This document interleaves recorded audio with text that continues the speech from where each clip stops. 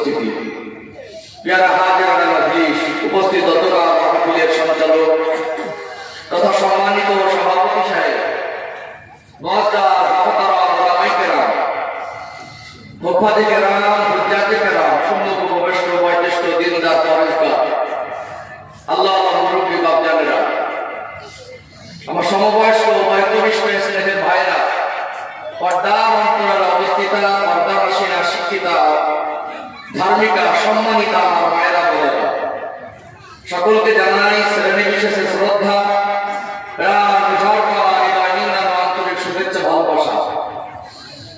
সর্বপ্রথমে সকলের সেই মহান সৃষ্টিকর্তা রব্বুল আলামিন আল্লাহ পাকের দরবারে শুকরিয়া জ্ঞাপন করি যে আল্লাহ পাক আমার আপনার মতো কতগুলো গুনাহগার বান্দা বান্দিদিগকে আরামের বিছানা থেকে দূরে সরিয়ে সুস্থ শরীরে এই জান্নাতের বাগানে বসার মতো তৌফিক দান করেছেন।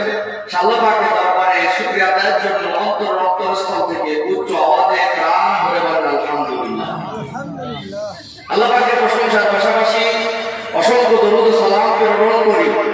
দরুদ সালামে ঝর্ণা দ্বারা বর্ষিত হোক সুদূর মদিনা শরীফে সবুজ গম্বুজের নিচে নবী পাকের রওজা আতহারে ভক্তির সঙ্গে বলুন সাল্লাল্লাহু আলাইহি ওয়াসাল্লাম। সম্মানিত উপস্থিতি, আমার পূর্বে দীর্ঘক্ষণ ধরে দিন শরিয়াতের কিছু কথা শুনলেন। আমি বলুন গুনাহগার, আল্লাহ পাক স্বল্প সময়ের জন্য আপনাদের মাঝে আমাকে হাজির করেছেন। দোয়া করুন আল্লাহ পাক আমাকে শরিয়াতের দৃষ্টিকোণ থেকে বাস্তবকে সামনে রেখে কিছু কথা বলার তৌফিক দান করুন, আল্লাহুম্মা আমিন। বাস্তব কিছু কথা বলার আশা রেখে আল্লাহ পাকের পবিত্র কালাম কোরআন শরীফ থেকে ছোট্ট একটি আয়াত কারিমা তেলাওয়াত করেছি। পাশাপাশি নবী পাকের দুরূদ জবানে বর্ণিত অসংখ্য হাদিসের থেকে ছোট্ট একটি হাদিসের টুকরা পেশ করেছি, এর উপরে সংক্ষিপ্ত আলোচনা। যে আয়াত কারিমা তেলাওয়াত করেছি 28 নম্বর পারা 19 নম্বর পৃষ্ঠা সূরা আত-তাহরিমের আয়াত।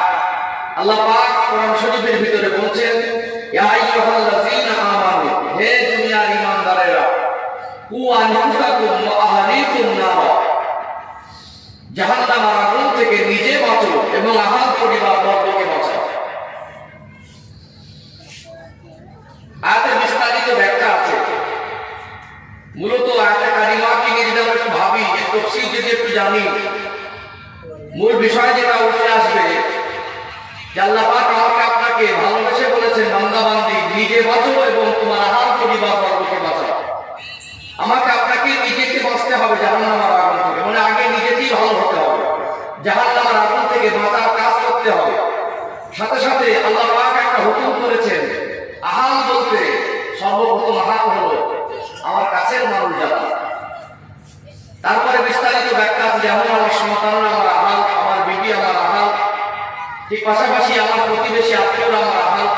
এই আহাল পরিবারকে বাঁচানোর জন্য আল্লাহ পাক হুকুম করেছেন। আজ গোটা বিশ্বের দিকে তাকালে দেখবেন সবই উন্নতি হচ্ছে, গাড়ি বাড়ি বিল্ডিং বালাখানা, সাথে সাথে নতুন নতুন অনেক কিছু আবিষ্কার দেখছেন। কিন্তু সবকিছুর উন্নতির পাশাপাশি মানুষের চরিত্রের অবনতি হচ্ছে। 100 ঘর মুসলিম বাড়ির এরিয়ার মধ্যে, গ্রামের মধ্যে, পাড়ার মধ্যে হিসাব লাগালে দেখা যাবে নামাজির সংখ্যা, প্রকৃত নামাজির সংখ্যা খুব কম, হাতে গোনা কয়েকজন। আমাদের সন্তানদের ভিতরে চোর পাওয়া যাবে, মদখোর পাওয়া যাবে, সুদখোর পাওয়া যাবে, ঘুষখোর পাওয়া যাবে। যারা বিভিন্ন কুকর্মে লিপ্ত, সে তো কারো না কারো সন্তান। ঠিক বলছি তো নাকি? তাহলে সমাজ কেন পরিবর্তন হয় না? সমাজ পরিবর্তন অতক্ষণ পর্যন্ত হবে না আমরা যতক্ষণ না দায়িত্ববান না হব। আমরা যদি ভালো না হই, দায়িত্ববান না হই, সচেতন না হই, আমাদের সন্তানদের প্রতি যত্নবান না হই, আমাদের সন্তানরা ভালোভাবে আশা করা যায় না। সমাজ পরিবর্তন হয় না, এর মূলে সর্বপ্রথম দায়ী হল প্রত্যেকটা সন্তানের আব্বা। বলুন তো দেখি, আমাদের কাছে সব থেকে সম্পদের মধ্যে দামি সম্পদ কি? অনেকে মনে করেন টাকা, অনেকে মনে করেন গাড়ি, অনেকে মনে করেন জমি। না, আব্বা মার কাছে সব থেকে দামি সম্পদ বলতে তার সন্তান। কারণ একটা বাচ্চা যখন কঠিন রোগে আক্রান্ত হয়, ডাক্তার বলছে বাচ্চাকে অপারেশন করাতে হবে, অনেক টাকা প্রয়োজন। আব্বা মার কাছে 10 কাঠাই জমি সম্পদ থাকে, ওটাকে বিক্রি করে ট্রিটমেন্ট করে। অতএব থেকে বোঝা যায় ওই জমির থেকে সন্তানের দামটা বেশি। অনেক সময় দেখবেন খুব কষ্ট করে পরিশ্রম করে 10 টাকা 20 টাকা 50 টাকা 100 টাকা এরকম রেখে রেখে রেখে রেখে 1 লাখ টাকা জমিয়েছে, হঠাৎ বাচ্চার শরীর অসুস্থ। ডক্টর যদি বলে এক্ষুনি বাচ্চাকে অপারেশন করতে হবে 1 লাখ টাকা লাগবে, ওই 1 লাখ টাকা আব্বা মা ভাবে না যে খরচা করবো কি করবো না, মনে মনে করে আমার টাকা যায়, যার সন্তান যদি সুস্থ হয় ওটাই বড় জিনিস। অতএব টাকার থেকে সম্পদের থেকে সন্তান বড় জিনিস। এমনকি আমরা মানুষ, আমাদের প্রত্যেকের একটা সম্মান আছে, আছে না নেই? কেউ কি চায় মানুষের কাছে ছোট হবো, ভিক্ষা করবো, হাত পাতবো? কিন্তু দেখা যায় অনেক গরিব মানুষ তাদের সন্তান যখন অসুস্থ হয়, আব্বা মা নিজের হায়া লজ্জা সরলতা আগে মনে করেন, মানুষের কাছে দাঁড়িয়ে দাঁড়িয়ে হাত পাতে চোখের পানি ফেলে ফেলে বলে আমাকে 10 টাকা 20 টাকা করে দাও, আমার বাচ্চা ট্রিটমেন্ট করা হবে। ওনার বোঝা যায় থাকে যে আমরা সন্তানদের জন্য যেমন অর্থ সম্পদ সাথে সাথে সম্মানটুকু মানুষের কাছে হাত পাত ত্যাগ করে বিদাবোধ করি না। আমাদের সন্তান আমাদের অনেক দাবি, সেই সন্তানরা কেন বেনামাজি, সেই সন্তানরা কেন চোর, সেই সন্তানরা কেন মদ খাচ্ছে, একটু ভেবে দেখা দরকার আছে না নেই? আছে। আমি আজকে সংক্ষেপে যতটুকু আলোচনা করবো, সমাজ কেন পরিবর্তন হয় না। এই দুনিয়ায় তো অনেক সন্তান আছে, তাদের নাম পৃথিবীর মানুষ জানে। রাবিয়া বসরি রহমাতুল্লাহ আলাইহা নাম শুনেছেন? কে বলেন তো? একটা মহিলা, খুব গরিব পরিবারের মেয়ে ছিলেন। তার আব্বা মার কোটি কোটি টাকা সম্পদ ছিল না, কোথায়? সেই বসরায় তার বাড়ি। আর ভারতের জমিনের মানুষ তার নাম জানে, জানি কি জানে না। অতএব ওই মেয়েটাকে মানুষের মতো মানুষ করতে হয়েছে। ওই মেয়েটা আল্লাহর আদেশ আর নিষেধ মেনে জীবন তৈরি করেছে, আজ পৃথিবীর মানুষের কাছে তার নামটা পৌঁছে গেছে। অতএব তার একটা স্পেশাল সম্মান আছে, আছে না নেই? এই মেয়েটা কি গাছ থেকে পড়েছে না কোনো বাপ মার সন্তান? ওরা কোনো বাপ মার সন্তান। কিভাবে মানুষ করলো যে মেয়েটা পৃথিবীর মানুষের কাছে সম্মান পেল? আমাদের ছেলে যদি জিজ্ঞেস করো অমুকের ছেলে চিনিস, বলো চোর। এই অমুকের ছেলে চিনিস, ও তো মদ করে। অমুকের ছেলে চিনিস, ও তো লটারি না কাটে দিন পাবে। আমাদের ছেলেদের মানুষ খারাপ নামে ছেলে, আর কিছু কিছু সন্তান আছে দেখবে তাদের ভালো নামে ছেলে। বড় বড় আল্লাহ ওলিদের জীবনী লেখা হয়েছে, হয়েছে না ভাই? কিন্তু আমাদের সন্তানদের জীবন লেখা দুটি কথা শুনে মানুষ গালাগালি দেয় যে ওর নাম আমার সামনে করিস নি। কিন্তু কেন? আমরা যদি একটু ভাবি যে পৃথিবীতে বহু বিখ্যাত সন্তান ছিলেন, তাদের আব্বারা যে পদ্ধতি, যে প্রসেসে, যে সিস্টেমে মানুষ করেছে, আমরা যদি সেই রকম পদ্ধতি অবলম্বন করি, সেই রকম পরিবেশে মানুষ করি, নিশ্চয়ই আমাদের বাচ্চারা ভালো হবে। তাদের মতো পৃথিবী বিখ্যাত না হলে এলাকার মতো তো ভালো হবে। অতএব যাতে সন্তানরা ভালো হয় সেই চেষ্টা করতে হবে। অনেক আমার সম্মানিত মায়েরা, বোনেরা, আমার আওয়াজ শুনছে, যে সমস্ত ভাইরা এসেছেন, যেহেতু ছোট ছোট বাচ্চাদের উদ্যোগে জলসা সমাজ পরিবর্তন যাতে হয় সেরকম কিছু কথা বলবেন সামনে। চলুন ছোট ছোট করে কয়েকটা পয়েন্ট তুলে ধরি। বোঝাতে চাইছি সন্তান কখনো ভালো হবে না যদি আব্বা মা ভালো না হয়। একটা সন্তান ভালো করতে গেলে আব্বা মাকে আগে ভালো হতে হবে, শিক্ষিত হতে হবে, দায়িত্ববান হতে হবে, এবং আব্বা মা যেন বাচ্চার পিছনে যথেষ্ট যত্নবান হয়, তারপরে একটা বাচ্চা ভালো হবে। পৃথিবীর ইতিহাস দেখেন, পৃথিবীর জমিনে আম্মা জান হযরত খাদিজাতুল কুবরা রাদিয়াল্লাহু আনহা ছিলেন শ্রেষ্ঠ মহিলা।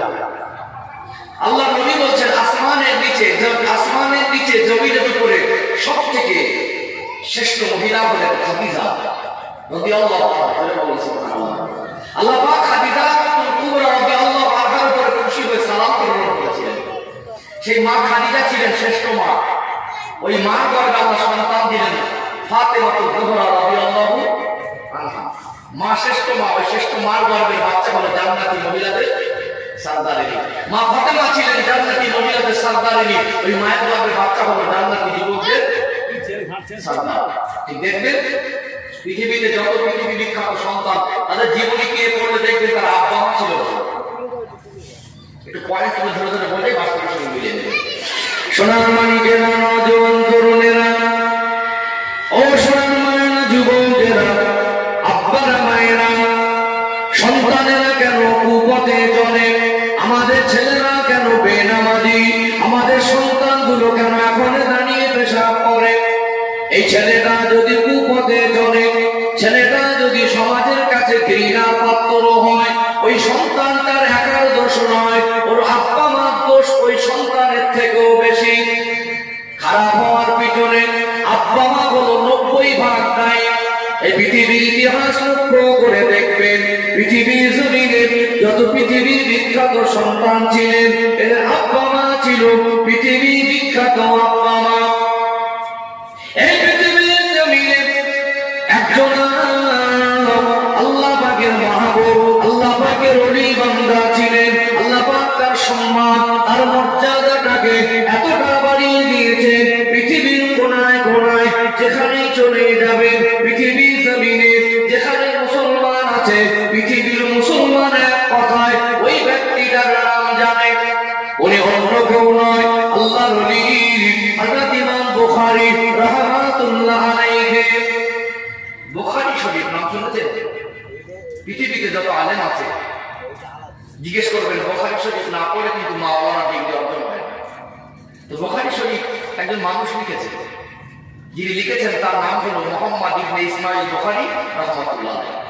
তিনি একটা বাপের সন্তান, একটা মায়ের সন্তান।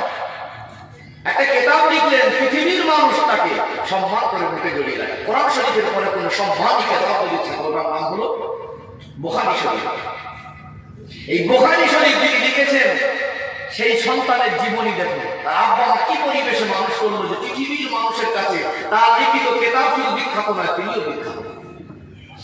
ও সোনার মানিক যুবকেরা, আব্বারা মায়েরা, আল্লাহর ওলি হযরত ইমাম বুখারী রাহমাতুল্লাহ আলাইহি তিনি একটা বাপের সন্তান, একটা মায়ের সন্তান। তার আব্বা মা কিভাবে মানুষ করলেন তার সন্তানটার নাম পৃথিবীর মানুষ জানে। একটু জানতে মন চায় কি চায় না? ছোট বাচ্চা ইমাম বুখারী রাহমাতুল্লাহ আলাইহি যখন ছোট বাচ্চা, চোখে দৃষ্টি শক্তির সমস্যা, দুটা চোখে অন্ধ।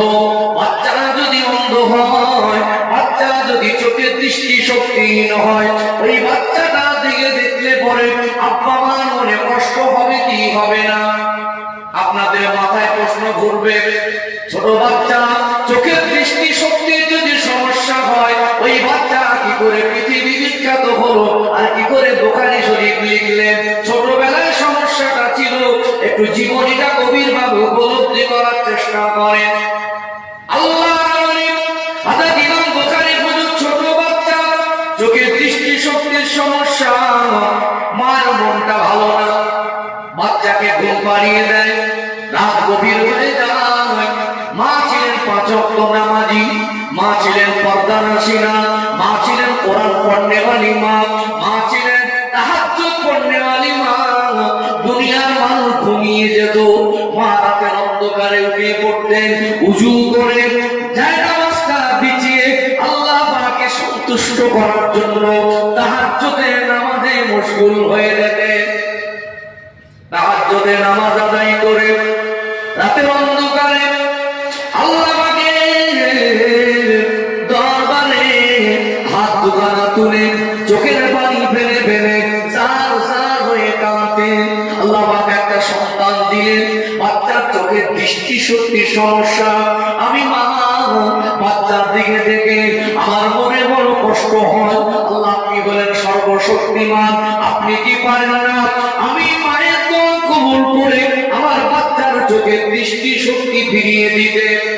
বলেন তো দেখি, মায়ের দোয়া ছোট না বড়?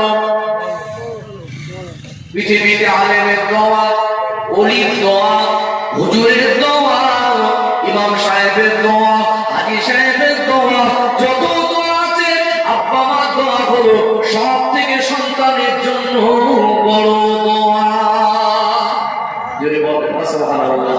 আল্লাহ নবী বললেন, বিগয়রি হিজাব, আব্বা মা যদি দোয়া করে, ওই দোয়াটা আল্লাহ পাকের দরবারে পৌঁছাবার জন্য কোনো পর্দা থাকে না, সরাসরি আল্লাহ পাকের দরবারে পৌঁছে যায়।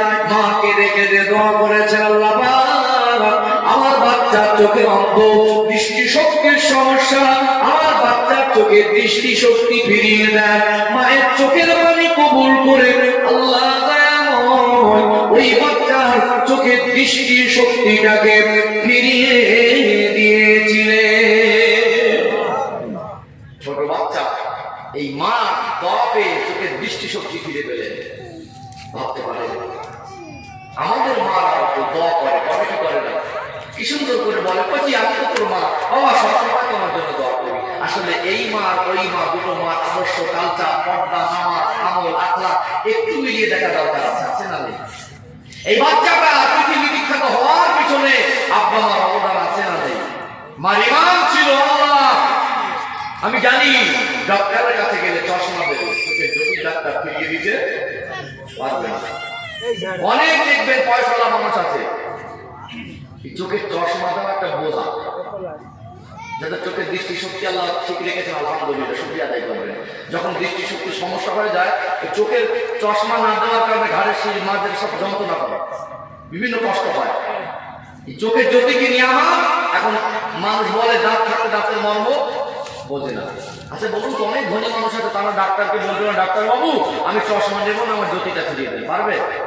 ডাক্তারের ক্ষমতা নেই, ডাক্তার চশমা দেবে কিন্তু চোখের জ্যোতি ফিরিয়ে দিতে পারবে না।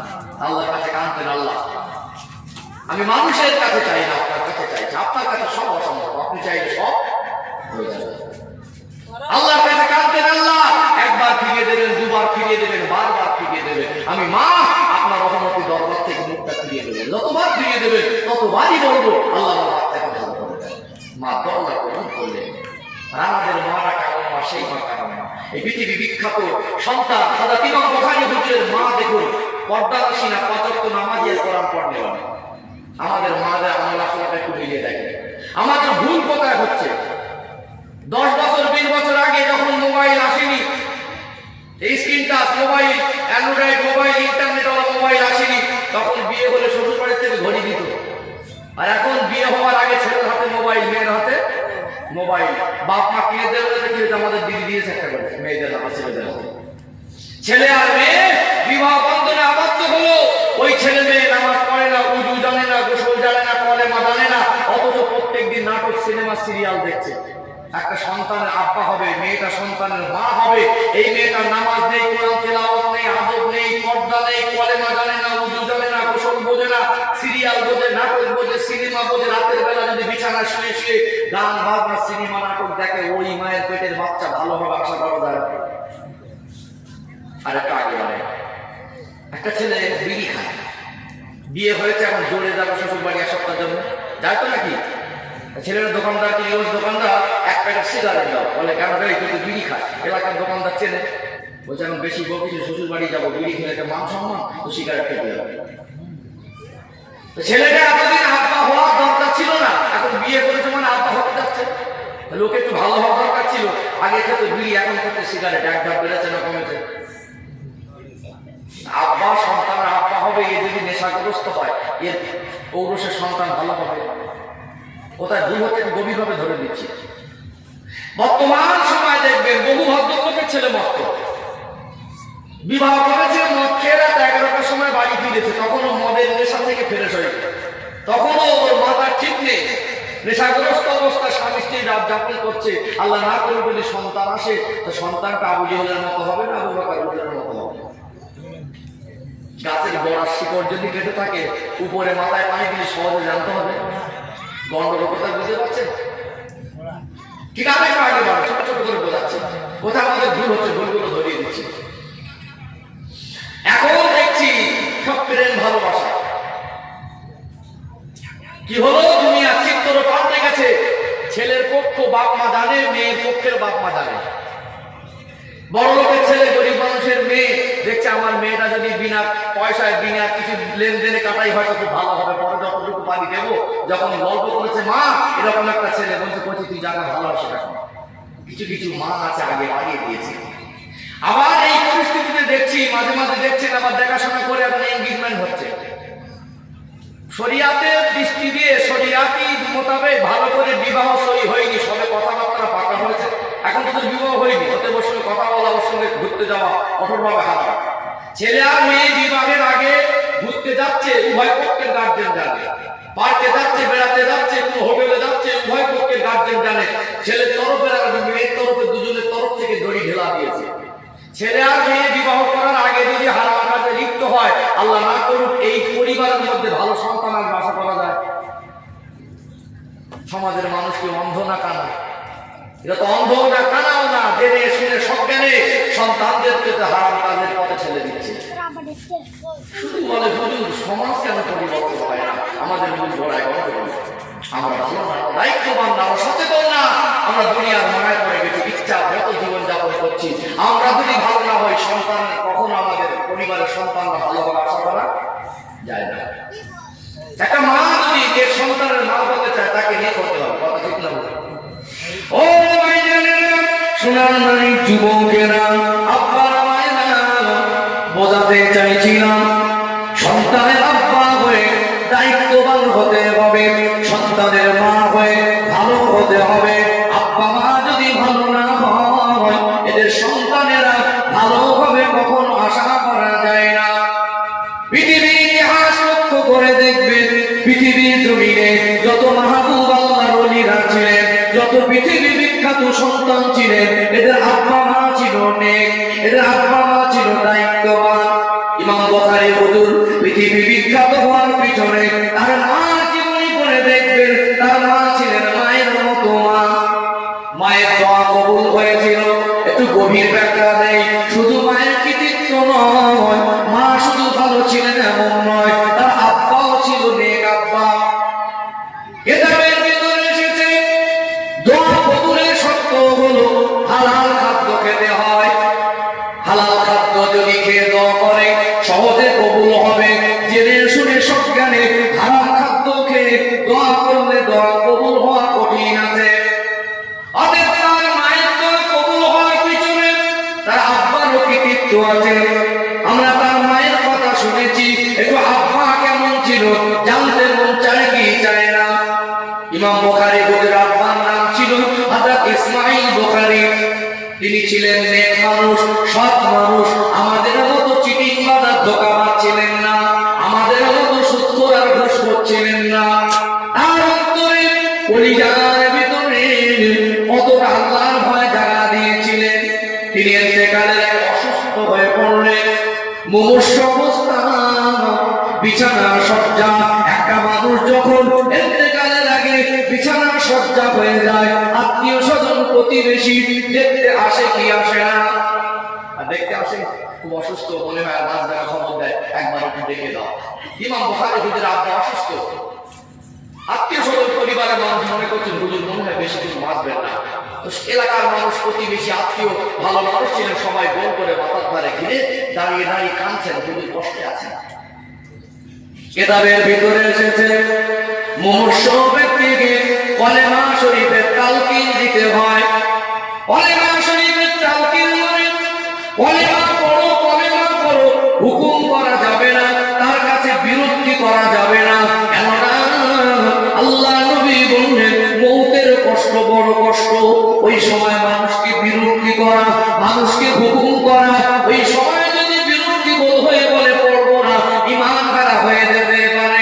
হুকুম করা যাবে না, বিরক্তি বোধ করা যাবে না, জোরে আওয়াজ করা যাবে না।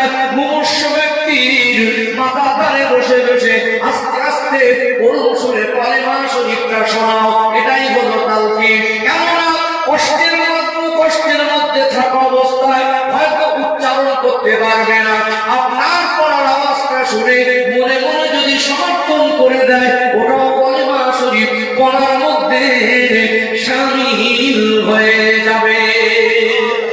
আল্লাহ নবী হযরত ইমাম বুখারী হুজুর আব্বা মুমূর্ষু অবস্থা, আত্মীয় স্বজনরা দাঁড়িয়ে দাঁড়িয়ে দেখছেন আর কাঁদছেন। একটা হালাত এসে গেলেন, তিনবার আওয়াজ করেছিলেন লা, লা মানে হলো না, না না বলে তিনবার আওয়াজ করলেন। ভক্ত মুরিদ, আত্মীয় পরিবারের মানুষেরা আশ্চর্য হয়ে গেলেন। হুজুর আগে পিছে কিছু বললেন না, শুধু তিনবার বললেন না, আগে পিছে কিছু নয়, তিনবার বলছেন না না না। মানে তার ভাষা ছিল আরবি, লা মানে হলো লা, লা বলে তিনবার আওয়াজ করলেন। এখন তো মানুষের মন চাইছে হুজুর মনে কিছু একটা বলতে চাইছে, শুধু না, আগে থেকে কিছু না, মনে কিছু বোঝাতে চাইছে। কি বোঝাতে চাইছে? কিছু কিছু মানুষ বলছে এই মুহূর্তে বিরক্তি করা যাবে না, কিছুক্ষণ পর একটু চোখটা খুললে একটু শরীরটা সুস্থ মনে হচ্ছে। আস্তে আস্তে ছোট ছোট কথা বলছে, হুজুরের কাছে মাথার ধারে বসে আদরে জিজ্ঞেস করছেন হুজুর আপনি শুধু না না বললেন তিনবার, কি যেন বোঝাতে চাইছেন আমরা তো বুঝতে পারি না। প্রশ্ন করছে হুজুর। আল্লাহ ইমাম বুখারী হুজুর আব্বা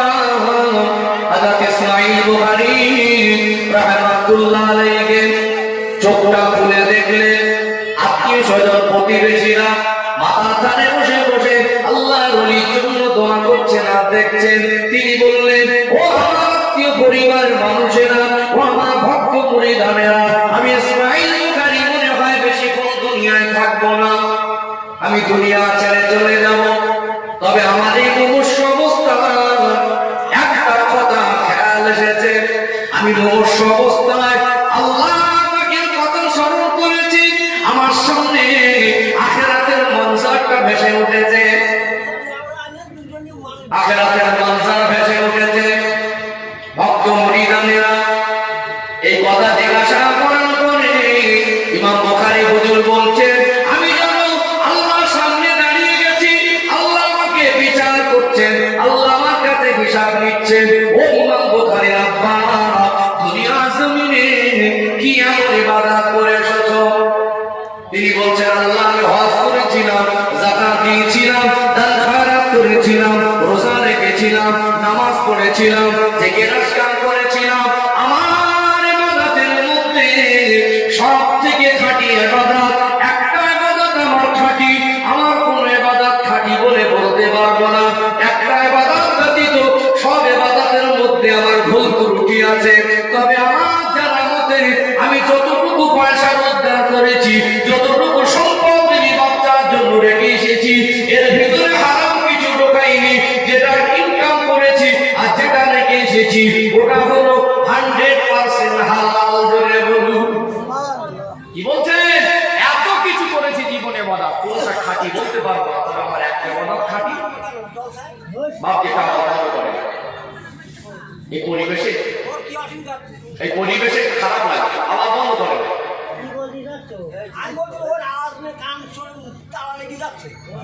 একটুখানি বস্তা দিয়ে ঘুরিয়ে দিয়েছেন তো?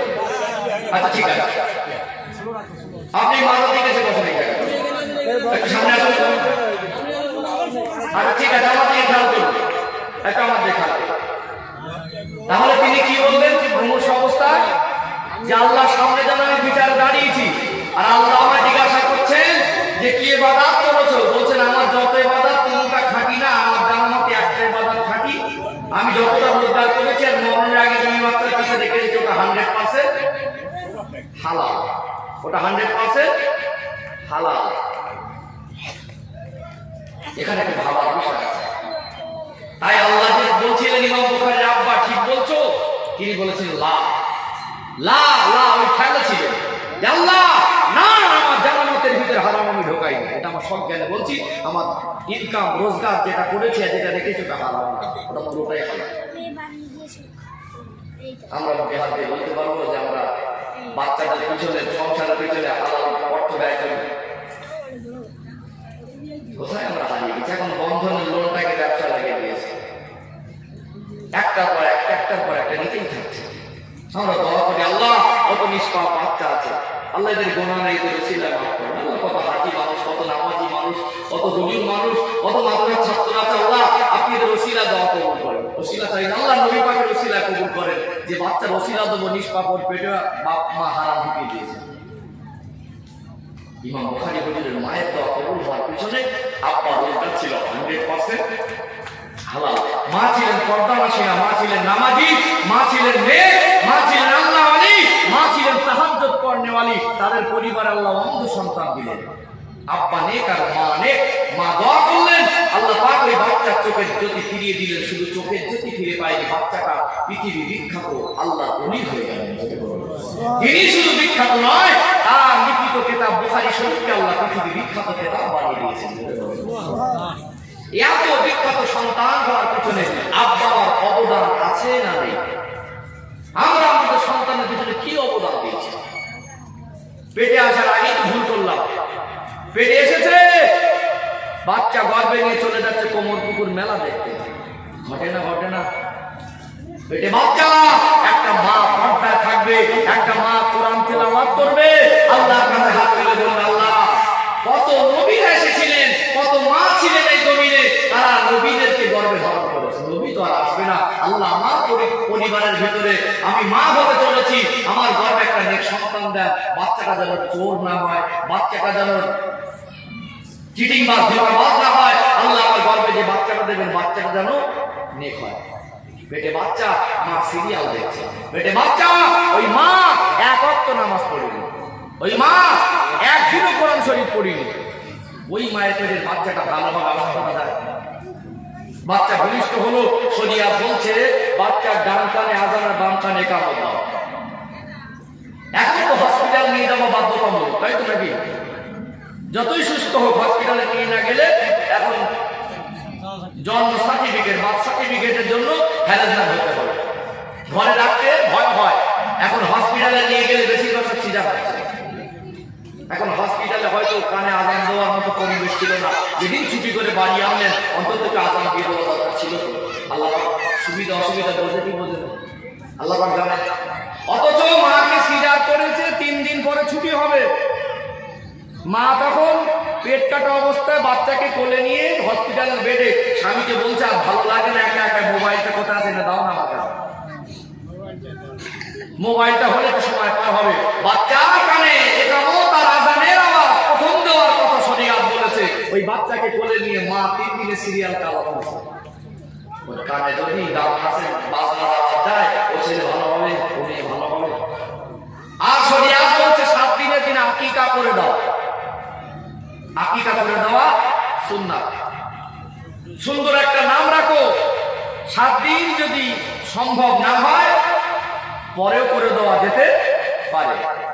আমরা 7 দিনের দিনে আকিকা করলাম না, 7 মাসে করলাম না, 7 বছরে করলাম না। 7 বছরে আকিকা তো হলো না, বরং 7 বছরে 7 বার জন্মদিন পালন হয়েছে। সমাজ কেন পরিবর্তন হচ্ছে না বুঝতে পারছেন? কোথায় আমাদের ভুল হচ্ছে? এই বাচ্চার আকিকা করে দেওয়ার দায়িত্ব আব্বা মা। এই বাচ্চার সুন্দর একটা নাম রাখতে হবে। আল্লাহ নবী বলছেন বাচ্চার সুন্দর নাম রাখার দায়িত্ব হলো আব্বা মা। কিন্তু আমরা নাম রেখেছি ঝন্টু, নাম রেখেছি পল্টু, নাম রেখেছি মিন্টু, নাম রেখেছি সেন্টু, নাম রেখেছি লায়লা, নাম রেখেছি মজনু। হ্যাঁ, পেটে বাচ্চা, স্বামী স্ত্রী বলছে এটা কার ছেলে না মেয়ে হবে, নামটা কি রাখবে? তো মেয়েটা বলছে বলে আমার ছোট থেকে যখন আমি জ্ঞান বুদ্ধি হয়েছে তখন থেকে আমার মনে একটা আশা আছে আমার ছেলে হয়তো আমি এই নামটা রাখবো। তাহলে কি কষ্ট করেছো বলো, একটা নাম রেখেছে তা না রেখে কষ্ট লাগে। এই আপনাদের হাওয়াজপুর গ্রামে ঘুরে দেখবেন কিছু কিছু সন্তানদের নাম শরীয়ত মোতাবেক ঠিক রাখি না। খুঁজতে 2, 4, 10টা 8টা পাওয়া যাবে কি যাবে? যাবে কি যাবে না? আচ্ছা বলেন তো এই নামগুলো খারাপ রেখেছে এর জন্য কি বাচ্চাটা দায়ী না আব্বা মা দায়ী? ও কি জন্ম হয়ে বলেছিল যখন 7 দিন 8 দিন 10 দিন 4 দিন বয়স ছিল যে আমার নামটা এটা রাখো? ওর নাম যারা পছন্দ করেছিল দাদু দাদি নানা নানি আব্বা মা, ওরাই ভুল করেছে। হুজুর ছেলে ভাত দেয় না, ছেলের হাতে ভাত খাবে, ছেলের হক আদায় করেছিল। হুজুর মেয়ে কথা শোনে না, মেয়ের কথা শুনবে কি করে? মেয়ে তো কুপথে গেছে জন্য আপনি দায়ী। সেই পরিবেশে মানুষ করেছিলেন।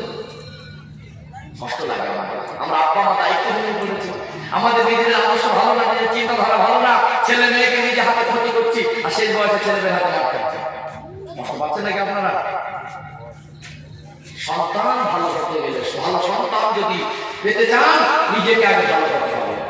সমাজ কেন পরিবর্তন হয় না? আজ আব্বা মা দায়িত্ব পান না, আব্বা মা দায়িত্ব গ্রহণ করেছে। ও সোনার মানে যুবকেরা আব্বারা আবার মনে করিয়ে দেই পেটে আসার আগে ভুল করেছি, পেটে আসলে ভুল করেছি, আমরা গায়ে ভুল করেছি, আকিকায় ভুল করেছি। বাচ্চাটা যখন 1.5 বছর বয়স হয় ওই বাচ্চাটা মিঠি মিঠি মুখে কথা বলতে শেখে কি শেখে না? আব্বা আব্বা বলে ডাকে, মা মা বলে ডাকে, আব্বা মা কোনি জায়গা জুড়িয়ে যায়। শরীয়ত বলছে ওই বাচ্চাটাকে আল্লাহ বোবা করে রেখে দিতে পারতে আপনার বাচ্চার কথা বলার শক্তি দিলে ওই বাচ্চাটাকে আল্লাহ বলা শেখাতে হবে।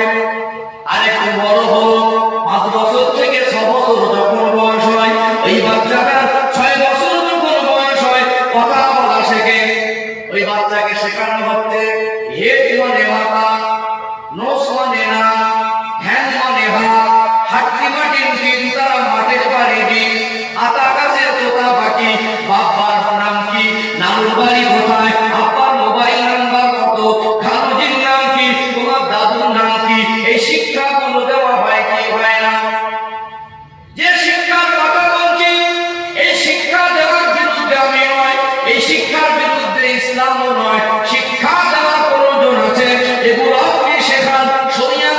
করিনি, যে বাচ্চাটার ইংরেজি কবিতা মুখস্থ, হাট্টি মাটি মুখস্থ, যে বাচ্চাটার আব্বার মোবাইল নাম্বার মুখস্থ, নানার বাড়ি দাদুর বাড়ি মুখস্থ, ওই বাচ্চাটার কলেমা শরীফ মুখস্থ করানো সম্ভব না অসম্ভব?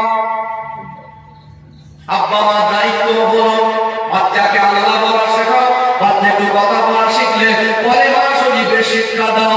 এতগুলো মানুষ আমরা আছি, একটু বুকে হাত দিয়ে বলেন তো, আমরা আব্বা মা হয়ে আমাদের বাচ্চাদের কলেমা শরীফের শিক্ষাগুলো দিয়েছি না মাহরুম করে রেখেছি? কলেমা শিক্ষা দিয়েছি না ওদের বঞ্চিত করে রেখেছি? নিজে নিজে ভেবে দেখেন, আপনার বাচ্চাকে আপনি কলেমা শিখিয়েছিলেন? হুজুর আমি নিজেই জানি না কি করে শিখবো। এটাই তো রোগ নাকি? হুজুর আমি নিজেই করতে পারবো, শিখবো কি করে? সমাজ পরিবর্তন হবে কি করে? 6 বছর পর্যন্ত একের পর এক পেটে আসার আগে থেকে নিয়ে 6 বছর পর্যন্ত ভুলগুলো করেছি না করিনি? এই ভুলগুলো করেছি। এই বাচ্চাগুলোকে ছোট থেকে ভিত মজবুত করা দরকার ছিল। আল্লাহ শুকরিয়া, আমি খুব খুশি হয়েছি। আসলে এই লকডাউন আর করোনা করে সরকার যে চিন্তাধারা নিচ্ছে, বেশি কিছু খুলে বলবো না, মানে আল্লাহ তো সবসময় আছে। ইমানদারের হেফাজত করার দায়িত্ব কার? আল্লাহ। চক্রান্ত যতই করো, আল্লাহর মাঝ যখন হবে বাঁচা রাস্তা হবে না। মেলায় করোনা হয় না, বুঝতে পারেননি? ট্রেনে হাজার হাজার লোক চলাফেরা করছে, কোনো করোনা হয় না। দিনের বেলা করোনা ঘুমায়, রাতের বেলা পেঁচা পাকের সঙ্গে বের হয়। করোনা হচ্ছে সব এখন এই জলসায়, আবার পারমিশন করতে গেলে থানা হ্যারাসমেন্ট করছে। এখানে আসার কথা আমার আজকে ছিল না, তবে আল্লাহ গদিতে রেখেছিলেন, তকদি রেখেছিলেন। আমার এই সময়টা প্রোগ্রাম ছিল আজকে লাউহাটি, দুঃখজনক ভাবে পরিস্থিতি অন্যরকম। যাই হোক, দিনের কাজ মানুষ চক্রান্ত করে বন্ধ করতে পারবে না। ইসলাম যতদিন, দুনিয়া ততদিন। ঈমান যতদিন, দুনিয়া ততদিন। যেদিন আল্লাহ পাক কলেমা পড়া ঈমানদার, আল্লাহকে সিজদা করা মানুষ, নবীকে মাননেওয়ালা মানুষ, আল্লাহকে মাননেওয়ালা মানুষকে আল্লাহ পাক যেদিন দেখে নেবেন, সেদিন দুনিয়াটাকে উঠিয়ে দেবেন। কথা বুঝতে পারছেন কি? ঈমানদার আছে বলে দুনিয়া আছে। ইসলামের বাতি কোরআন পড়নেওয়ালা মানুষ, আল্লাহকে সিজদা করা মানুষ আছে বলে দুনিয়া আছে।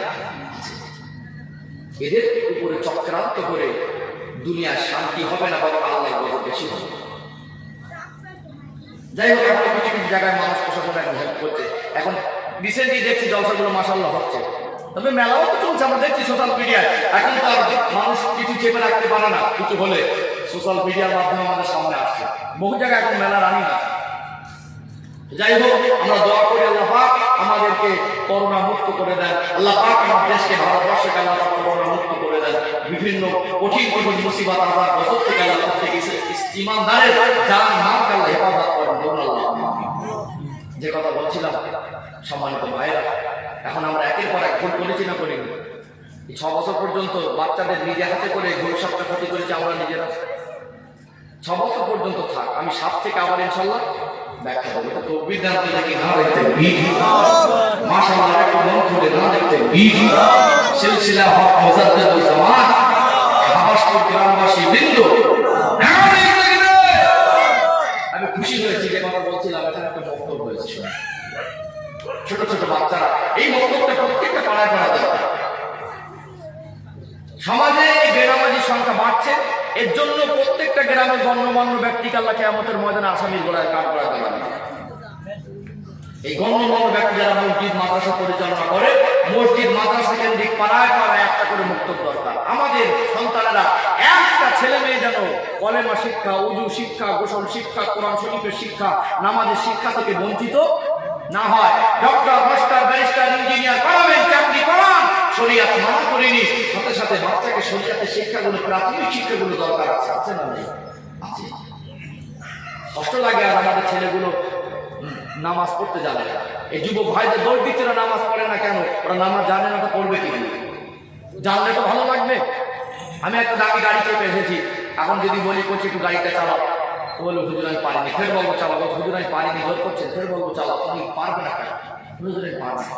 যদি কেউ পারে তাকে একবার বললে বল ঠিক আছে, একবার চালিয়ে আসে। যাদেরকে নামাজ করছি, নামাজ পড়ো, নামাজ পড়ো, নামাজ পড়ো, এরা নামাজ শিখিয়ে দেওয়া হয়, শেখায়।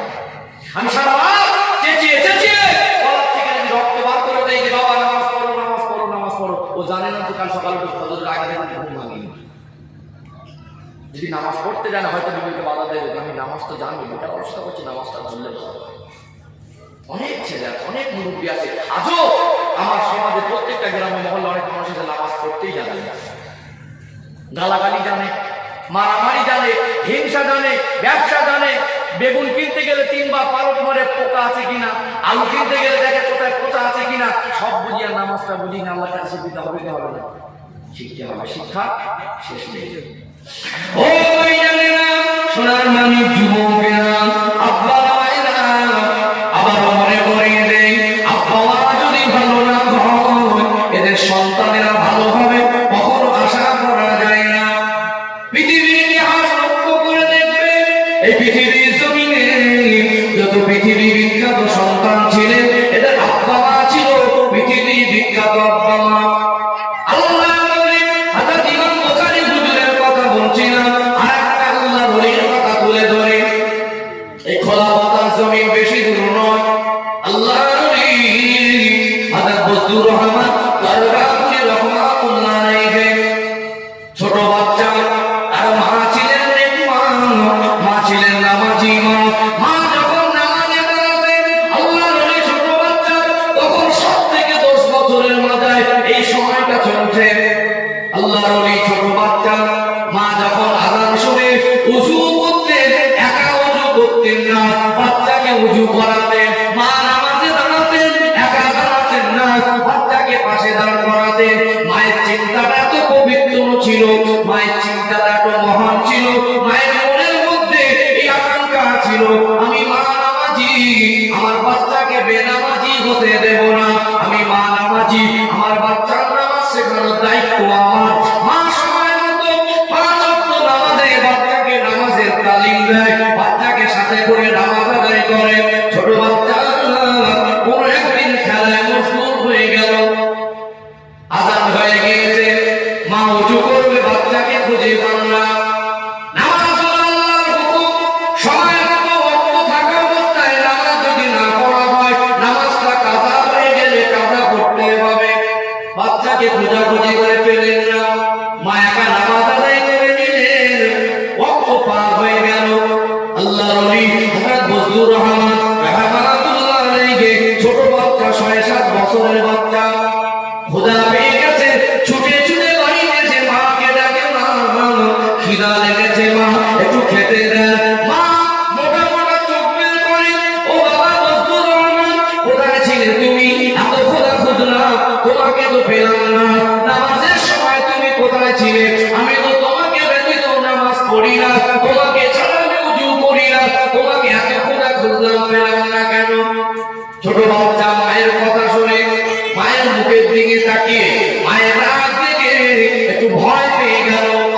মা ছেড়ে দিলেন না, এ বজলুর রহমান, আমি তোমার মা নামাজি, তুমি আমার পেটের বাচ্চা, তোমাকে বেনামাজি হতে দেব না।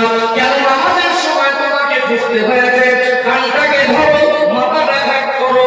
মায়ের ইচ্ছা ছিল কষ্ট দেওয়া না, একটু শিক্ষা দেওয়া, একটু ভয় দেখানো। মা অমনি একটা ইটের টুকরা নিয়ে বাচ্চা পেটে চাপিয়ে দিয়েছে, অমনি চোখ থেকে টপ টপ করে পানি ঝরে। বাচ্চার জন্য মায়ের অন্তরে বড় মায়া, বাচ্চার চোখে পানি দেখে মায়ের চোখে পানি এসে যায়। অমনি ইটটা সরিয়ে দিয়ে বজলুর রহমান হুজুরকে জড়িয়ে ধরে, মায়ের চোখে পানি, বাচ্চার চোখে পানি, মাকে দেখে বলে, ও বাবা বজলুর রহমান, তোমাকে কি আর নামাজের সময় খুঁজতে হবে? তুমি কি আমাকে না বলে কোথাও যাবে? মায়ের চোখের পানি মুছে দেয়, মা ভুল করে ফেলেছি, মা আমায় মাফ করে দেন। আমি কথা দিলাম নামাজের সময় আপনাকে আমার খুঁজতে হবে না, আমি আর কোনোদিন নামাজ কাজা করবো না। আল্লাহ ওই জীবনীতে লেখা হলো, ওই দিন থেকে আল্লাহর ওলি হযরত বজলুর রহমান রাহমাতুল্লাহ আলাইহি জীবনী ইচ্ছা কিন্তু কোনোদিন আল্লাহর হুকুম ফরজ নামাজ কাজা করেনি। মায়ের মহান চিন্তা, আমি নামাজি, আমার বাচ্চাকে বেনামাজি হতে দেব না, এই চিন্তা ওনার ছিলেন। আর তার বাচ্চাটা শুধু বজলুর রহমান নয়, আল্লাহ ওলি বজলুর রহমান। তার বাচ্চা হয় না, বেনামাজি বাচ্চা নয়, নামাজি বাচ্চা। আমরা সারাদিন স্বামী স্ত্রী 3 বার ঝগড়া করি আর 100 টাকা গালাগালি দিই। আল্লাহ নবী 63 বছরের জীবনে কোনোদিন গালি দেয়নি, আর আমরা গালি না দিলে দিন পার হয় না। ছোট বাচ্চা, এমন মা আছে বাচ্চাকে নোংরা ভাষায় গালাগালি করে। আপনি মা, আপনি পারেন আপনার বাচ্চাকে গালাগালি দিতে, লজ্জা লাগা দরকার ছিল। কিছু কিছু ভাবি সাথে আছে বাচ্চাদের অশ্লীল ভাষায় গালাগালি করে, তবে কি করে না? আল্লাহ নবী কি কোনোদিন বাচ্চাকে গালি দিতে বলেছেন? সে বাচ্চা অনেক ভুল করছে, সে তাকে বারবার বোঝাতে হবে, ভালোবাসা দিয়ে একটু ভয় দেখাও। তাকে এত গালাগালি দিচ্ছে, দম নেয় না। ছোট বাচ্চা একটু বুঝতে শিখেছে। আব্বা আমার দায়িত্ব ছিল 7 বছর বয়স হলে নামাজের তালিম দেওয়া। 7 থেকে 10 বছর এই সময়টা খুব ভাইটাল, গুরুত্বপূর্ণ সময়। রাসূল বলছে 7 বছর বয়স হলে নামাজের তালিম শুরু করো। 7 থেকে 10 বছর এই সময়টা প্র্যাকটিক্যালি নামাজ শিক্ষা দাও। 10 বছর বয়স হয়ে গেলে ছেলে আর মেয়ে যদি জেদ করে নামাজ পড়বো না, 2-1টা চর্চা করতে ভালো। কিন্তু আমরা দোকানে বিড়ি আনতে পাঠাচ্ছিলাম, যাইনি বলে সেখানে নেমে গেছে। দোকানে তেরেঙ্গা গুড়াকু গুটকা আনতে পাঠিয়েছিলাম, দোকানে মতিয়া তামা খই আনতে পাঠিয়েছিলাম। ছেলেটা মেয়েটা বলেছে আব্বা যাবো না, ওখানে চড় হয়েছে। মারা দরকার ছিল যেখানে সেখানে মারি। কিছু কিছু স্বামী স্ত্রী গালাগালি থাকে। বাড়ি আসে ভদ্রলোকের ছেলে, এসেই কোনো তুরুট দেখলে স্ত্রীকে দুমদাম গালাগালি শুরু করে দেয়। মা তুলে, বাপ তুলে, গোষ্ঠী তুলে, খানদান তুলে, বংশ তুলে, একেবারে কমলায়। ভাবি কিছু পেতে তো এরকম বারো। কিছু কিছু ভালো কাজের মেয়ে সহ্য করে না, কিছু কিছু ভাবি আছে সর্বনাশ। একটা যদি উল্টে আর একটা সঙ্গে সঙ্গে একটা 6-7 বছরের বাচ্চা যদি বাড়ি থাকে, 8 বছর 9 বছরের বাচ্চা বাড়ি থাকে, ও ঘরে দেখছে আমার মা বাবাকে গালাগালি দিচ্ছে, আব্বা মাকে দেখছে। ওই গালাগালি কি জিনিস বুঝতো না, এই গালাগালি শিখেছে কার কাছ থেকে? বাড়িতে ছোট বাচ্চা বড় হচ্ছে, চাচি গালাগালি দেয়, ভাবি গালাগালি দেয়, দাদি গালাগালি দেয়, দাদু গালাগালি দেয়, মা দেয়, আব্বা দেয়, ও গালাগালি তো শিখবে। আমাদের ছোট ছোট বাচ্চারা গালাগালি জানে কি জানে না? একটু ভাবেন তো, নিজেকে প্রশ্ন করেন তো, পৃথিবীতে কোনো বাচ্চারা মায়ের পেট থেকে গালাগালি শিখে আসবে? সব বড় হয়ে বাপ মার কাছ থেকে, পরিবেশের কাছ থেকে, প্রতিবেশীর কাছ থেকে, আপনজনের কাছ থেকে শিখেছে। আমরা যদি কেউ গালাগালি না দিতাম, গালাগালি কি জিনিস আমাদের বাচ্চারা জানতো না। পারবো এখানে বসে প্রতিজ্ঞাবদ্ধ হতে কাল থেকে গালাগালি হবে না? আমার কিছু বাপ যে দাঁত করে গেছে আল্লাহ কেউ কষ্ট পাচ্ছে নাকি? কিছু কিছু ছেলে আছে, আমার যুবক ভাইরা বিড়ি আনতে পারে। ছোট বাচ্চা দেখছে দাদু খৈনি ডলছে আর আব্বা বিড়ি টানছে, ও বড় হয়ে কি হবে? তো নামাজ সাজানোর সময় আল্লাহ শুকরিয়া একটা মুক্ত হয়েছে।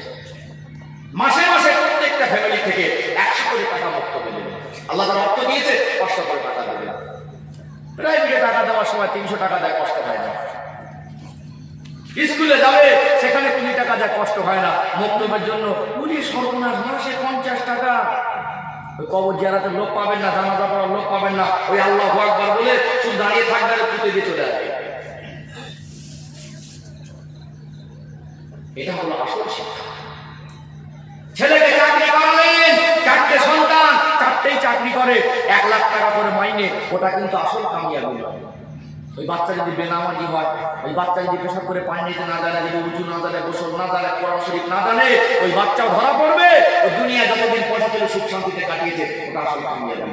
একটা বাচ্চা সে যদি ধ্যান চালিয়েও খায়, তার যদি নামাজের শিক্ষা থাকে, পলে না জানে, উঁচু জানে, গোসল জানে, ও গরিব হলে তাল পাতা ছাউ দিতে হয়তো শুয়েছিল, আব্বা মরে গেলে আব্বা জানাজা ঠিক করে পড়বে। আব্বা মরে গেলে নামাজ পড়ে হাত তুলবে। ওই তাল পাতার ছাউনির নিচের মানুষটা মরে গেলে অন্য কেউ যদি কাঁধে করে তুলে পুঁতে দিয়ে আসে বাঁশ বাগানে, আল্লাহ জীবনটাকে দেখে নাজাত সহজে দাঁত করে দেবে। অনেক মনে করে আমার 50 বিঘে জমি, আমার অনেক কামিয়াব। 50 বিঘে জমিটা আপনাকে নাজাত দেবে না যদি জীবন পরিবর্তন না হয়। ওই 4টে ছেলে চাকরি দেখিয়ে তো আল্লাহর কাছে নাজাত পাবেন না, বাচ্চাদের সঠিক শিক্ষায় শিক্ষিত যদি না করেন। কোথায় আমরা হারিয়ে যাচ্ছি? এখানে বসে প্রতিজ্ঞাবদ্ধ আমাদের প্রত্যেকটা পাড়ায়, এই পাড়ার প্রত্যেকটা বাচ্চাকে অন্তত পক্ষে 5টা কলেমা, উযু, গোসল, কোরআন শরীফের শিক্ষা, আর সেই সাথে সাথে নামাজের শিক্ষা থেকে একটা বাচ্চাকে যেন বঞ্চিত না করা। কেন বাচ্চাকে দেবে না? এখানে যদি পয়সা দিতে মন না চায়, এই মক্তবের প্রতি মহব্বত হবে না। আমি বলি, অনুদান আসে অসহায় গরিবদের মাঝে দেওয়া ভালো, তবে কষ্ট করে নিজের পয়সা খরচা করে নিজের গ্রামে মসজিদটা নিজেরাই করা ভালো। ইট খসলে অন্তরে ধাক্কা লাগবে। নিজের গ্রামের একটা মাদ্রাসা ছোটভাবে চললেও শুধু মনে করি বাইরে থেকে অনুদান আসবে, খাও মান নিয়ে অনেক কিছু হচ্ছে, ওতে মানুষ এলাকার মানুষের দরদ কম থাকে। নিজের পয়সা খরচা করেন, মাদ্রাসাটা মনে হবে আমার মাদ্রাসা। নিজের পয়সা খরচা করেন, মনে হবে আমার ভক্ত। নিজের পয়সা খরচা করেন, মনে হবে এটা আমাদের হয়েছে। মসজিদের প্রতি মানুষের ভক্তি নেই, মাদ্রাসার প্রতি মানুষের ভক্তি নেই। এখন মানুষের হাঁ করে কখন খাও মান আসবে গেলে সামনাসামনি বলে ফেলি, রাগ করছেন নাকি? কি গো, কষ্ট পাচ্ছেন? এই বক্তব্যটাকে ঠিক করে রাখবেন, আমি দাবি করে রেখে গেলাম। আর প্রত্যেকটা বাচ্চাকে মাদ্রাসা এই বক্তব্য পাঠাবেন।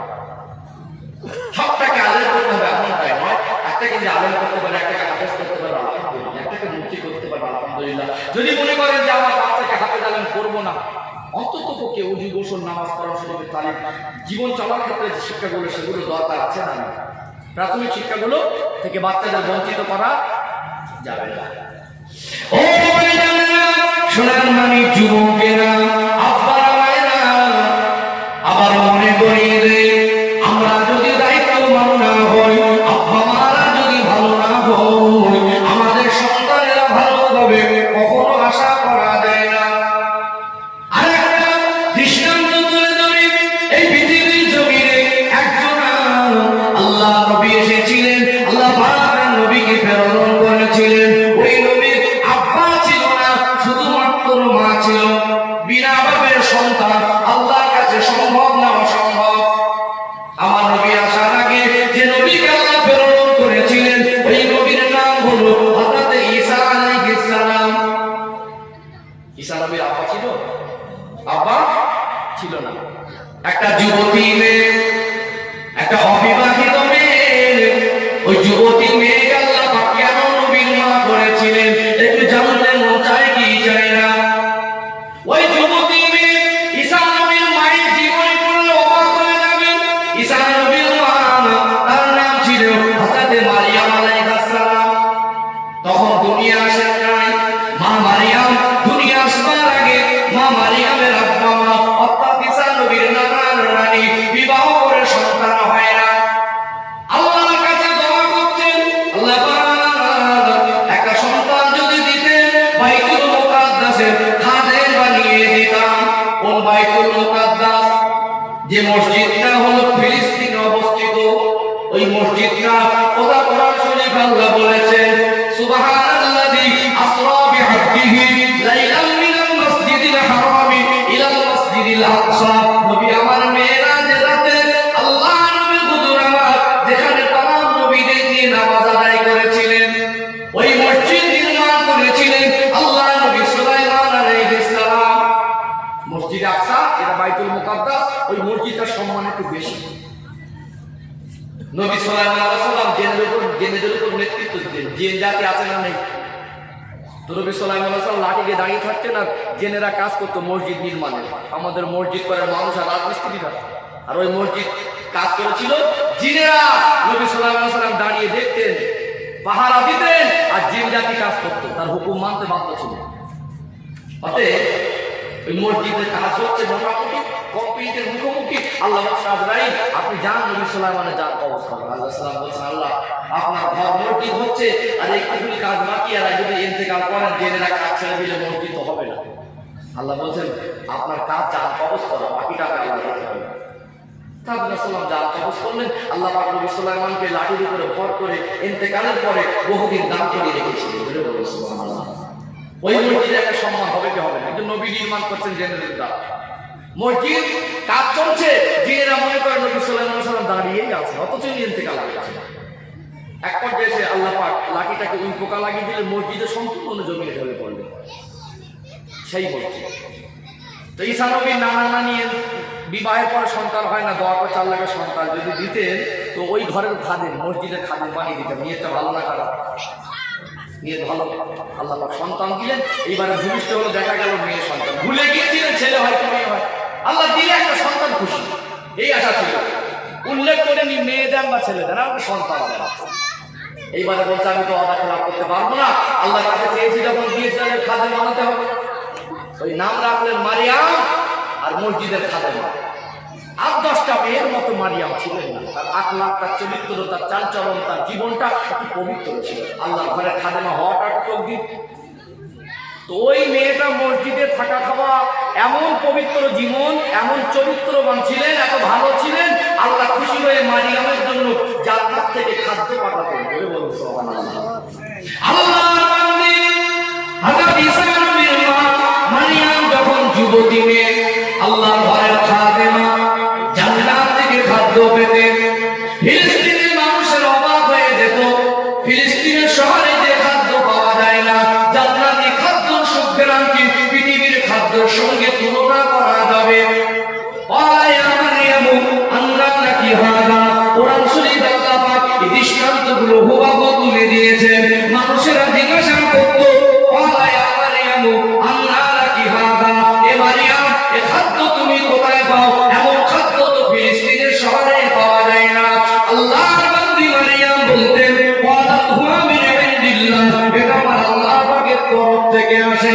আল্লাহর বান্দী মারিয়াম এমন পবিত্র জীবন করেছিলেন, আল্লাহ জান্নাত থেকে খাদ্য পাঠাতেন। আল্লাহ পাক ওই যুবতী মেয়েটাকে নবীর মা বানিয়েছিলেন। আল্লাহ পাক তার নবী ঈসা আলাইহিস সালামকে পাঠাবেন। গোটা দুনিয়ার জমিন তন্ন তন্ন করে দেখেছিলেন, গোটা দুনিয়ার জমিন খুঁজে দেখেছিলেন, নবীর মা হওয়ার যোগ্যতা যদি কারোর ভিতরে থাকে, নবীর মা হওয়ার মতো পবিত্র মেয়ে যদি কেউ থাকে, মারিয়াম ছাড়া এত পবিত্র জীবন কারণ নেই। অতএব আল্লাহর কাছে অসম্ভব কিছু নয়।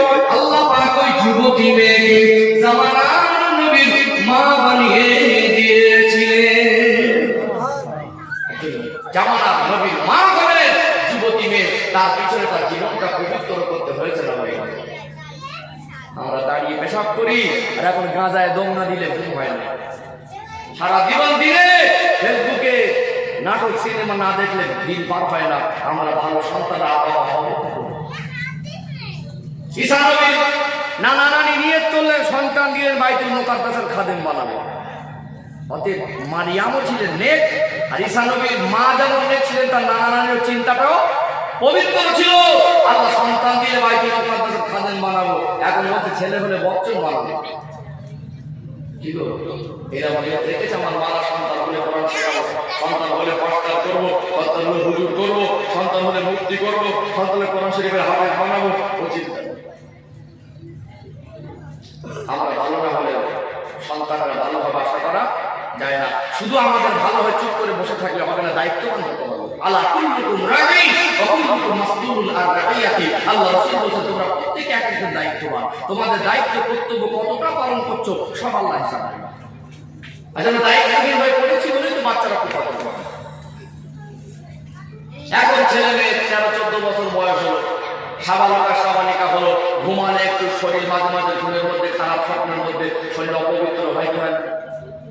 অত বড় করে গোসল খরচ, আর গোসল যদি কিভাবে করতে হয় না জানে, শরীর পবিত্র হবে? বাপের পয়সা আছে, একেবারে দোতলার উপরে গোসলখানা, টাইলস বসিয়ে ডিজাইন করা, উপরে ঝর্ণার পানি, দামি দামি সাবান শ্যাম্পু সব রাখা আছে। গোসলের খরচ যারা 7 ঘন্টা ধরে মাথায় পানি ঢালা শরীর বাবা।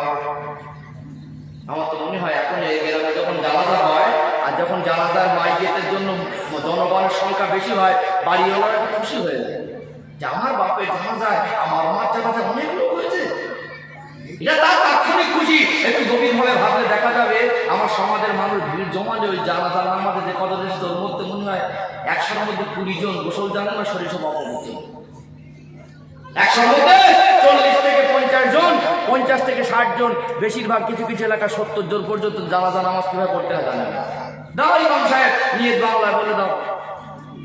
ইমাম সাহেব বাংলায় বলছে নিয়তটা জানাজা না, আরো দোয়া কালাম আছে। বাপজিরা হ্যাঁ বলেন, শুধু নিয়তটাই কি জানাজা না আরো দোয়া কালাম আছে? দোয়া সানা আছে, দরুদ শরীফ আছে, তারপরে মাইয়েতের জন্য দোয়া আছে। মহিলা হলে আলাদা, পুরুষ হলে আলাদা, নাবালক হলে আলাদা, সাবালক হলে আলাদা, সব আছে না?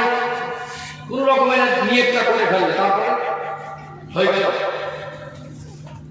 এই ছোট ছোট বাচ্চারা যদি ছোটবেলায় বক্তব্য যেত, ছোটবেলাতে স্মৃতিতে গেঁথে থাকতো জানাজা নামাজের পর, জানাজা নামাজের নিয়ে, গোসলের ফরজ, নামাজের ফরজ, গোসল করার তরিকা, ওযু সুন্নাত, এগুলো বাচ্চাদের বক্তব্য শিক্ষা দেওয়া হয় কি হয় না? এখানে পয়সা দেওয়ার জন্য কিছু মানুষের কোল যেসব দিয়ে যায়, এটা হলো আসল জিনিস। এখানে পয়সা ব্যয় করলে শুধু পয়সা ব্যয় নয়, আল্লাহর দরবারে ওই ইবাদতের মধ্যে বন্ধ হয়। এখানে পয়সা ব্যয় করলে আপনার সন্তান যদি নাও আসে, আপনি কবরে শুয়ে কিয়ামত পর্যন্ত সওয়াব পাবেন। এটা হলো ঈমান বাঁচানোর একটা কেন্দ্র। মক্তব, মাদ্রাসা, ইসলামিক শিক্ষা ব্যবস্থা যেখানেই হয়, জান প্রাণ দিয়ে বিভিন্ন দিক থেকে সময় লাগলে সময় দেবেন, অর্থ লাগলে অর্থ দেবেন, বুদ্ধি লাগলে বুদ্ধি দেবেন, যতটুকু পারেন সার্বিক যতটুকু সাধ্য সবটাই ওর পিছনে ব্যয় করবেন। আল্লাহ আপনার এই জীবনটা দুনিয়ার শান্তি দেবে, কবরও ছাড় দেবে, আর আখিরাতে আল্লাহ শান্তি দেবে। এগুলো অবহেলার পাত্র নয়, এগুলো আমাদের বুঝতে হবে। এই বুঝগুলো আমাদের থেকে উঠে যাচ্ছে বলে একটা সমাজ এত অবহেলা, আব্বা মা দায়িত্বহীন হয়ে পড়ছে বলে তাই তো আমাদের সমাজ অবহেলা। আচ্ছা বলুন, এইবারে ছেলে মেয়ে বড় হলো, 16-17 বছর 18 বছর বয়স হলো, মেয়েটার বিয়ের বয়স হলো, এইবারে আব্বা মা বলছে আমার মেয়ের মতো মেয়ে নেই। ও সোনার মানি যুবকেরা, আব্বারা মায়েরা, মেয়েকে পর্দা শেখাবেন না, মেয়েটা ওযু গোসল করে না, কোরআন শরীফ জানে না, ওই মেয়েটা দুনিয়ার জমিনে শুধু এতটুকু জানে আমার মা মুসলমান, আমার বাপ মুসলমান, আমি মুসলমান। ওই মেয়েটা যদি বিবাহ বন্ধনে আবদ্ধ হয়, ওই মেয়েটাকে যদি বিবাহ দেন, ওই মেয়েটা যদি পরবর্তীতে মা হয়, যে মা হয়েছে কলেমা জানে না, কোরআন শরীফ জানে না, গোসল বোঝে না, ইসলাম শিক্ষা তার ভিতরে কিছু নেই, ওই মায়ের পেটের বাচ্চাটা ভালো হবে আশা করা যায় না। ও মা হয়ে কি শিক্ষা দেবে? একটা বাচ্চার প্রথম শিক্ষক হলো, একটা বাচ্চার প্রথম শিক্ষিকা হলো তার মা। অনেক মা আছে দেখবেন, মাদ্রাসা যদি নাও থাকে নিজের ঘরটাকে মাদ্রাসা বানিয়ে ফেলেছে। অনেক আব্বা আছে দেখবেন, গ্রামের মক্তব্য যদি না থাকে তার ঘরটাকে বাচ্চাদের জন্য মক্তব্য বানিয়ে ফেলেছে। ছোট বাচ্চা ঘুমাতে গেলে দোয়া শেখায়, ঘুম থেকে ঘুম ভাঙলে দোয়া শেখায়, উযু শেখায়, গোসল শেখায়, নামাজ শেখায়, কোরআন শিক্ষা অনেক সন্তান নিজের মায়ের থেকে শিখেছে কি শেখেনি। আর একটা মেয়ে মানুষ করেছেন, মেয়েটাকে বিবাহ দিয়েছেন, গর্ব করে বলতেন আমার মেয়ের মতো মেয়ে নেই। ওই মেয়েটা যদি গোসল কোরআন শরীফের শিক্ষা না জানে, ওই মেয়ের দ্বারা দুনিয়ায় তো উপকার হবে না, কবরে কেউ ধরা পড়ে যাবে। বাপ মরে গেছে, মেয়েটাকে ফোন করছে, কচি তোর আব্বা মরে গেছে, কচি তোর মা মরে গেছে। এখন সব টোটো ভ্যান, কি ভ্যান? টোটো ভ্যান। তারপরে টোটো ভ্যান করে মেয়ে বাবার বাড়ি আসছে, দেখছে বাড়ি খুব কান্নাকাটি। এখন বাড়ির ধারে গিয়ে টোটো ভ্যান তখন ব্রেক মারিনি, ভিড়ে আস্তে আস্তে আসছে, ও মেয়ে ঝাঁপ দিয়ে লাফ মেরে পড়ে চিল্লাচ্ছে। গরমের সময় এইবারে মায়েদের একটা অভ্যাস আছে, যেখানে কান্না বেশি সেখানে ভিড় বেশি হয়। দেখতেছিল মরা মানুষকে, ওই মরা মানুষকে ছেড়ে মেয়ের কান্না শুনবার জন্য ভিড় করছে। বলছে কেউ একটু ভিড় কমা, কেউ বলছে একটা হাত পাকা নিয়ে আয়। আর চৈত্র মাসের শেষের দিকে কিরকম গরম পড়ে, চৈত্র বৈশাখ মাসের গরম। এখন এক বালতি পানি এনে মাথায় ঢেলে দিয়েছে, মাঝে মাঝে দাঁত লেগে যাচ্ছে।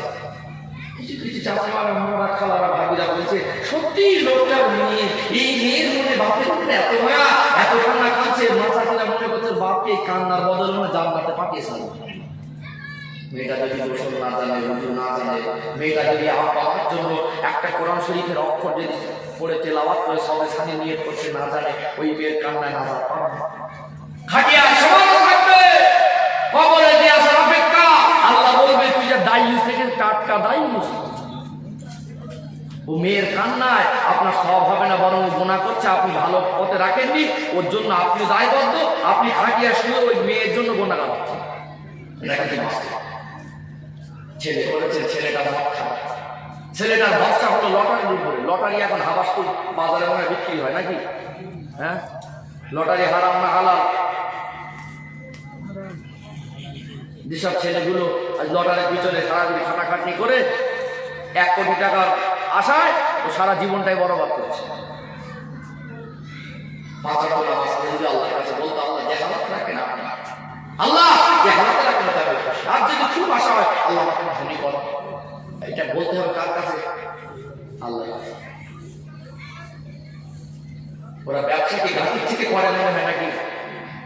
আরেকজনের খবরে টাকা নিয়ে আরেকজনকে দিচ্ছে, এটা হারাম। লটারির মধ্যে ভরসা করবেন কেন? ইমানদার ধনী হোক আর গরিব হোক চাইবে কার কাছে? আল্লাহর কাছে। কষ্ট লাগে ছেলে আর বাপ সম্পর্ক দেখেন তো, বাপ মরে গেছে, ছেলেকে ফোন করতে করতে করতে আমরা মদ খেয়ে ঘুমা করছে, বলছে দাঁড়াও নেশা কাটিয়ে আসে, দেখ কোথায় গিয়ে পড়ে আছে দেখে নিয়ে। বাপ মরে গেছে, ছেলে বাপের লাশ রেখে দিয়ে বিড়ি খায় দিনে 7টা, ও 2 ঘন্টা বিড়ি খাই মাথা কাজ করে না, বাথরুমের মধ্যে গিয়ে বিড়ি টানছে, পায়খানা হয় না।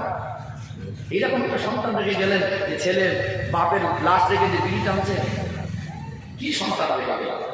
ছেলে কখনো পেশাব করে পানি নেয় না, ছেলে কখনো উঁচু করতে জানে না, কখনো গোসল করতে জানে না। এইবারে ছেলেরা আপনার লাশটা আমার লাশটা ঘাড়ে করে খাটিয়ে করে, আমার নাকি সিস্টেম দেখছে এখন ছেলেরাই খাটিয়ে আছে। যাদের আপনারা মনে করতেন সেই ছেলেটা আপনার খাটিয়া ধরে ধরে আমার ওখানে কলেমা ধরে ধরে পড়ে, সে করে আমার শরীর সুস্থ আছে কিনা সে ভালো মানুষ, ও উঁচুটা করেছে কিনা ভালো করে সে কথা বসে আছে, অথচ তার মধ্যে বিড়ির গন্ধ। ওই ছেলেটা আব্বার লাশটা মায়ের লাশটা খাটিয়ায় করে নিয়ে গিয়ে কবরের ধারে দাঁড়ায়। ছেলে ভালো খারাপ আলাদা, আমি অন্য ব্যাখ্যা দিচ্ছি। ছেলেটা কবরের ধারে দাঁড়িয়ে দাঁড়িয়ে দেখছে মার লাশটা নামিয়ে দিচ্ছে, আব্বার লাশটা নামিয়ে দিচ্ছে, মাছ চাপা দিচ্ছে, চোখ থেকে অঝরে পানি যাবে। তিন মুঠা করে মাটি দেয়, মিনহা খালাকনাকুম ওয়া ফিহা নুঈদুকুম ওয়া মিনহা নুখরিজুকুম তারাতান উখরা। দুনিয়ার মানুষ যাদের আপন করতে তাদেরকে বলা হয় কবরটা ছেড়ে দাও, বেশি দেরি করতে নাই। ছেলেটা আব্বার কবরটা ছেড়ে এক কদম করে আসে, মায়ের কবরটা ছেড়ে এক কদম করে আসে, ধীরে ধীরে দেখে এটা আমার আব্বা জানের কবর, এটা আমার মায়ের কবর। ওই ছেলেটা উঁচু গোসল যদি না জানে, কলেমা কোরআন শিক্ষা যদি না জানে, ছেলেটা যদি বেনামাজি হয়, ওই ছেলের চোখের পানিতে নাজাতের আশা করা যায় না। ছেলেটা ডাক্তারও যদি হয়, মাস্টারও যদি হয়, ব্যবসায়ী যদি হয়, ওই ছেলেটার ভিতরে যদি কোরআন শরীফের শিক্ষা থাকে, উঁচু গোসল নামাজি যদি হয়, ওই বাচ্চাটা আব্বার জন্য মায়ের জন্য কোরআন তিলাওয়াত করে চোখের পানি ফেলে ফেলে আব্বা মায়ের জন্য যদি দোয়া করে, ওই দোয়াটা আব্বা মায়ের জন্য নাজাতের ওসিলা হয়ে যায়। কি দেখে গেলাম, ও 3 দিন পরে সে জায়গা ভাগের জন্য ঝাড়া লাগাচ্ছে, মারামারি করছে। একটা ছেলে দেখে যান, ও যদি কবরের ধারে যাওয়ার সময় না পায়, 5 ওয়াক্ত নামাজের মধ্যে একটা ওয়াক্ত বলবে আল্লাহ পাকে না, আল্লাহ পাকে মাফ করে দেন। দোয়াটা যে শুধু কবরস্থানে গিয়েই করতে হবে এমনটা নয়, দোয়া ঘরে বসেও হয়। তবে কবরের ধারে গিয়ে আমরা জিয়ারত করি এই জন্য, কবরবাসীদের কাছে চাই না, আল্লাহর কাছে চাই। কি হয়, কবরবাসীদের কাছে গিয়ে দাঁড়ালে নিজের কবরের কথাটা মনে হয়, কঠোর হৃদয়টা একটু আব্বা মা স্মৃতি জড়িত, স্মৃতিগুলো মায়া মহব্বতের স্মৃতিগুলো চোখে ভেসে ওঠে। আমার মা আমাকে এত মায়া করতো, আমার আব্বা আমাকে এত আদর করতো, সেইগুলো মনে পড়লে অন্তরটা একটু কাঁদে কাঁদে কাঁদে না। অঝরে চোখের পানি ধরে, ওই জায়গায় দাঁড়িয়ে চোখের পানি সহজে আসে, আর চোখের পানি ফেলা দোয়াটা আমার আল্লাহর কাছে সহজে কবুল হয়ে যাবে। কি ছেলে দেখে গেছি সারা বছরে হাত তুলি, সারা বছরে এক ওয়াক্ত নামাজ পড়িনি, শুধু 2 ঈদের নামাজ আছে না নাই, জুমার নামাজ 2 রাকাত করে পালাচ্ছে, দোয়াটা করবে কখন? এমনি তো সারা সপ্তাহ হাত তোলে না। এ কাজের সন্তানেরা আমাদের সন্তান, আব্বা শেখায়নি, মা শেখায়নি, কলেমা শেখায়নি, উজু শেখায়নি, গোসল শেখায়নি, কোনো কিছু শেখায়নি। কি করবে? কোন রকম ঠুকেছে আর আল্লাহ বেরিয়ে ছুটেছে। সমাজ পরিবর্তন হয় না, ছেলেরা ভালো না, আর সমাজে এত কাজ হচ্ছে, এরা যা খারাপ কাজ করছে, এই ছেলেগুলোর কারো না কারো সন্তান। এদের ব্যাকগ্রাউন্ড, এদের পিছনের জীবন দেখেন, এদের আব্বা মা নিজে হাতে ক্ষতি করেছে। একটা উদাহরণ দিয়ে সমাপ্ত করবো, বেশি রাত করবো না, কষ্ট দেবো না, যে হালকা খাওয়া দাওয়ার ব্যবস্থা আছে, দুটো যদি খেতেই দিতে হয়, বেশি রাত করে দিলে মানুষ জেগে যাবে, আমি জানি। যাই হোক, আচ্ছা বলুন তো, পাখি পোষে না? পাখি পাখি পোষে তো ভাবছিরা? একটা ছোট বাচ্চা শালিক পাখি খাঁচার মধ্যে বন্দি করে সময় মতো খাইয়ে ওর পিছনে সময় দিতে হয় কি হয় না? ওকে গাছ থেকে পেড়ে এনে পাখিদের থেকে, পাখির জাতি থেকে আলাদা করে ঘরে রাখার পরে ওর পিছনে সময় দিয়ে ওর নিজের ভাষা ভুলে গিয়ে মানুষের ভাষা, মানুষের বুলি শেখে না। ওকে বুলি ফোটানো হয়। ওই পাখি পোষ মানার পরে যদি খাঁচা খুলে দেওয়া হয়, বাড়ি থাকবে না, উড়ে পালাবে। ও ঘরের মধ্যে ঘুরবে কিন্তু যাবে না, পোষ মানা পাখি চলে যায়। আর বুনো পাখিকে যদি খাঁচায় ধরে দিয়ে একে যে খাবার দিতেন, ওর থেকে ভালো ভালো খাবার দেবেন, ও দাঁড়াবে। ও ঠোঁট কেটে যাচ্ছে, রক্ত বার হচ্ছে, তারপর ঠুক হচ্ছে, মানে বিরতি করলে বাঁচি। ঘরটাকে শরীয়তের খাঁচা বানিয়ে দিল। 5 ওয়াক্ত নামাজি বাপ মা, দাদু দাদি, চাচা খালা ফুফু, বাচ্চাটা নামাজি হয়েছে। কোনদিন কোমর পুকুরে মেলায় বাচ্চাটা কেউ যায়নি, বাচ্চাটাও যায়নি। ওই বাচ্চাটাকে সুন্নাত তরিকায়, সুন্নাতের শিক্ষা, দোয়া, ওযু গোসলের শিক্ষা, শরীয়তের শিক্ষায় শিক্ষিত করবেন। ওই বাচ্চাটা যদি কোমর পুকুরে মেলা হয়, ও 7 বারের জায়গায় 70 বার ভাববে ওটা আমার জায়গা না। কার জায়গা? ওটা আমার জায়গা নয়। আমার বাপ যায়নি, বড় ভাই যায়নি, বোন যায়নি, মা যায়নি, চাচি যায়নি, ওখানে আমার জায়গা, ওখানে গেলে তো না। ওকে কেউ ডাকলেও যাবে না। আমাদের বাচ্চাগুলো সব অন্য পাখির মতো মানুষ আছে, খাঁচায় তুলে দিলে এখন দোল লাগবে, পাখির মতো বাচ্চা পড়াশোনা করে। এই একটা শরিয়াত, মাদ্রাসা একটা শরিয়াতের খাঁচা, যে ঘরটাকে শরিয়াতের খাঁচা বানিয়ে ফেলবে। আল্লাহ ছেড়ে দেখবেন আমাদের বাচ্চারা সৎ পথের প্রতীক হবে, সঠিক পথ চলবে। আব্বা মার চক্ষু শিথল হয়ে যাবে, আব্বা মার অন্তরটা ঝুলিয়ে যাবে। দুনিয়ায় বাচ্চাকে ওয়াজ করে বলতে হবে না বাপ মাকে ভাত দাও। কেন? ছোট থেকে সেই পরিবেশে মানুষ হলে ও জানবে এটা আমার হক। আর হুজুর ওয়াজ করে ছেড়ে দেবে, সারা রাত থেকে ওয়াজ শুনবে, সকালবেলা আব্বার গলা ধাক্কা দিয়ে তারপরে ঘুমাবে। এরকম রিপোর্ট আছে। হুজুর ওয়াজ করে ছেড়ে দেবে, বাবা বিড়ি খাও না, এখান থেকে উঠে গিয়ে বিড়ি টানতে টানতেই বাড়ি যাবে। এরকম রিপোর্ট আছে। ছোট থেকে যদি ও শিক্ষা না পায়, যদি পবিত্র জীবন তৈরি করে, রাস্তায় যেতে বলে একটা বিড়ি খানা বলে আমার বমি হচ্ছে, সরে যাবে। ঘটে কি ঘটে না? হুজুর ওয়াজ করে ভালো হওয়া কঠিন, আপনার বাচ্চাকে আপনার নিজেকেই ভালো করতে হবে। যাই হোক, আমি লাস্ট একটা উদাহরণ দিয়ে সমাপ্ত করি। ধান চাষ হয় না? এখন দুটো চাষি পাশাপাশি জমি, এক চাষি জমি রুইয়ে দিয়ে ওই যে চলে এসেছিল, আর মাঠে খেতে মোট যায়নি। আর এক চাষি সময় মতো পানি দিয়েছে, সময় মতো বীজ তেল বেঁধেছে, সময় মতো সার দিয়েছে, সময় মতো আগাছা টাগাছা ঘাট গাছলে সব উপড়ে ফেলে দিয়েছে। ও ধানটা পেকেছে যথেষ্ট পরিমাণে, মনে হচ্ছে 1 বিঘায় 12-13 বস্তা ধান হবে। এই ধান কাটতে যাওয়ার সময় পাশের চাষিকে বলছে, তুই যে সে ধুয়ে দিয়ে আছিস, তোর সঙ্গে দেখাও হয় না, আর তুই যাস তুই বাড়ি ছিলি না, কি বলতো দেখেছিস কি অবস্থা? বলছে না ভাই, আমি তো ধুয়ে দিয়েছি, আমার যাওয়া হয়নি। তো বলছে চল তো গিয়ে দেখে আসবি। গিয়ে দেখছে, মাথা চুলকাচ্ছে, বলছে আমার যা ধান, এই ধান তো না, একটু জোন ধরে বিচুলি কেটে নিয়ে গেলে রোদের দাম হবে।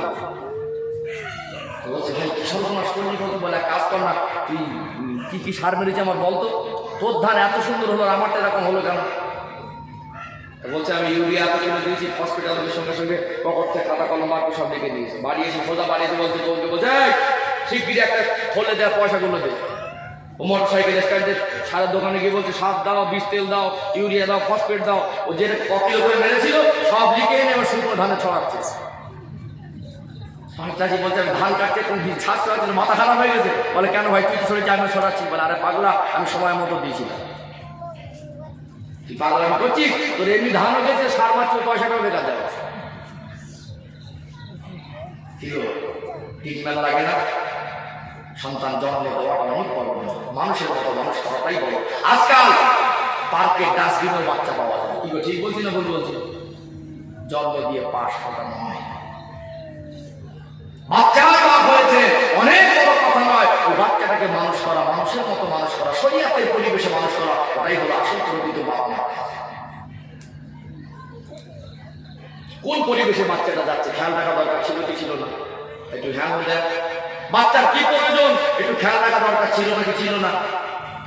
শুধু যদি বীজ রুইয়ে দিয়েছে, সময় মতো পানি ওর যে প্রয়োজন হয়েছে দিতে হয়েছে, আগাছা কুগাছা জড়িয়েছে ওর উকড়ে ফেলে দিতে হয়েছে, একটু বীজ তেল স্প্রে প্রয়োজন হয়েছে, পোকা লেগেছে একটু স্প্রে করে দাও। ব্রেনে যখন কুচিন্তা আসে ব্রেনটাকে স্প্রে করে দাও। ওর যখন শিক্ষার প্রয়োজন সময় মতো শিক্ষাটা দাও। একটা গাছ যেমন পানি ছাড়া বাঁচতে পারে না, একটা ধান যেমন পানিবিহীন ধান হয় না, একটা মানুষের ঈমান কোনোদিন ইসলামের শরীয়তের শিক্ষা ব্যতীত পরিপূর্ণ ঈমানদার হতে পারবে না। ও যেটা প্রয়োজন ছিল ঈমান বাঁচানোর জন্য, ওর ভিতরে কিছুই নেই, ও ধানটা হবে কি করে? ও ফসলের আশা করে কি করে? এইবারে যদি ছেলে ভাব দেয় না, ও ছেলে তো বিয়ে হওয়ার 6 মাস পর আলাদা হয়েছে, আগে হওয়া দরকার ছিল। তো আপনার সন্তান নিজে হাতে ক্ষতি করেছে। মানুষের মতো মানুষ করেন। দুনিয়ায় আব্বার মা মুখের দিকে চোখ তাকিয়ে কথা বলতে গেলে পড়ে যে কেঁপে উঠবে। কেন? আব্বা দিকে ধমক দিলে জাহান নাম হয়ে যাবে। কথা ঠিক না? মানুষের মতো মানুষ করেন। ছেলে আব্বা আমার কদমে ভাত পৌঁছে দিয়ে আসবে। মানুষের মতো মানুষ করেন। কবরে চলে যাবে। ছেলে আব্বার জন্য 5 ওয়াক্ত হলে 1 ওয়াক্তের মার জন্য হাত দরবারের ময়দানে মাসলো ছেলেটা যদি নাজাত পায় আব্বা আমার জন্য সুপারিশই করার জন্য আল্লাহর দরবারে দিয়ে যাবে। আর যদি মানুষের মতো মানুষ না করেন দুনিয়ায় অপমান হবেন, বিয়ের পরে আলাদা হবে, ভাত পাবেন না, কবরে গিয়েও আপনি একদিনের দোয়ার নেক আমল নেকি কিছু পাবেন না। ময়দানে মানুষের ছেলে মেয়ে জাহান্নামে যাবে, বলবে আল্লাহ আমি একা যাবো কেন? আব্বা আর মা জন্ম দিতে হয় দিয়েছিল, কলেমা শেখায়নি আমি একা যাবো কেন? উজু শেখায়নি আমি একা যাবো কেন? গোসল শেখায়নি, কোরআন শিক্ষা দেয়নি। অতএব আমার আব্বা আমার দায়িত্ব ছিল শিক্ষাগুলো দেওয়ার। আব্বা আমার সচেতন ছিল না, আব্বা বিল খেত মাসে 150 টাকা, আর মক্তবে পাঠানোর সময় 30 টাকা দেওয়ার সময় আব্বার কল যে টান ধরতো, আমি একা যাবো কেন? আব্বা নিয়ে যাবো। আব্বা হয়নি কেনার সময় পয়সা হতো, আমার কলেমার কোরআন শরীফ শিক্ষার সময় আব্বার পয়সা জুটতো না, ওখানে মক্তবের টাকা বাকি থাকতো। মক্তবের থেকে আব্বার কোনো গুরুত্ব ছিল না, একা যাবো না, আব্বাকে নিয়ে যাবো। নেক সন্তান যদি করেন দুনিয়ায় ভাত পাবেন, সম্মান পাবেন, কবরে গিয়ে দোয়া নেকি পাবেন, আখিরাতে সুপারিশ পাবেন। আর যদি সন্তানদেরকে সন্তানের মতো সন্তান না করেন দুনিয়া অপমান হবেন, ভাতও পাবেন না, দোয়া পাবেন না, ময়দানে মাহশরে জাহান্নামে গেলে সাথে করে নিয়ে যাবেন। আবার বলছি সন্তান ভালো হবে যদি আব্বা আমাকে আপনাকে ভালো হতে হবে, দায়িত্ববান হতে হবে, আব্বা মাকে শিক্ষিত হতে হবে, আদর্শবান হতে হবে। সন্তানদের উপরে দায়িত্ব পালন করলে তবেই আমাদের বাচ্চারা ভালোভাবে প্রতীক হবে। আল্লাহ পাক আমাকে আপনাকে সবাইকে সঠিক দিলে আমাদের আমার তৌফিক দেন। যেহেতু আমি শুনেছি বক্তব্য ছোট ছোট বাচ্চারা উদ্যোক্তা হয়ে এখানে একটা ছোট্ট মাহফিলের আয়োজন করেছে, এখানে আমার মনটা খুশি হয়ে গেছে। ছোট ছোট বাচ্চাগুলোর ভিতরে এই আবেগ, এই চিন্তাধারা যদি এখন থেকে জাগে, এদেরকে মানুষের মতো মানুষ করা সম্ভব, কথা ঠিক না? চেষ্টা করবেন আমাদের জীবন যেটা হয়েছে সুন্দর করে সাজানোর চেষ্টা করে, সাথে সাথে আমাদের বাচ্চাদের জীবন